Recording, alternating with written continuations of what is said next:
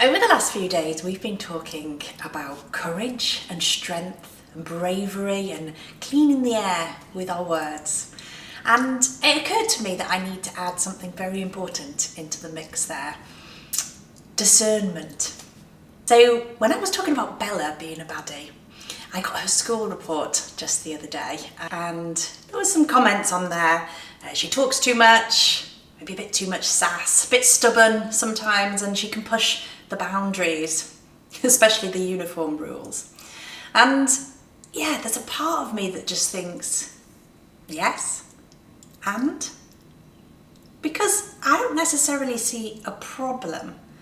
I see strength and voice. I see a young adult who knows who she is and isn't afraid to take up space. And I feel like my job isn't to shut that down, but it is my job to help her shape it and to find that middle ground where she can still fully be herself, but with respect and with discernment and with a bit of humility. So not smaller, but wiser.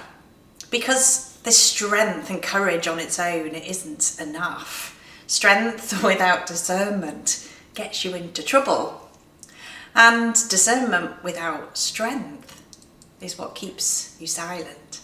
So there's another side to this too that I wanted to share, because we've all seen and we continue to see what happens when people in positions of power speak without discernment and without humility or compassion. They make decisions without humility and compassion, or without care for the people who ultimately those decisions affect.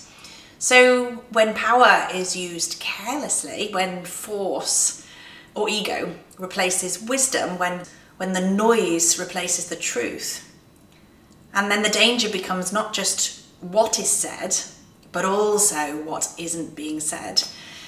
The questions that don't get asked, the challenge that never comes, and the silence that protects the powerful while everyone else carries the consequences. That matters, doesn't it? And I want us, as mere mortals, to learn how to do that, not just to find our voices, but to use it well, cleanly, with courage, to speak truth to power when we need to know when to challenge and when to hold the line, to know when the room that you're in needs more courage than it needs comfort, especially as women and as young adults, but as leaders and then as parents.